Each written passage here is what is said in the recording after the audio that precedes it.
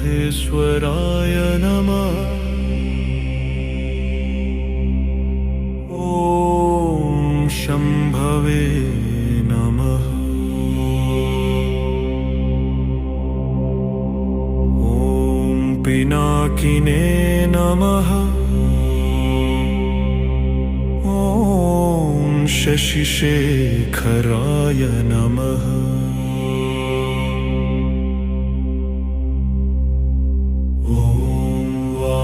देवाय नमः।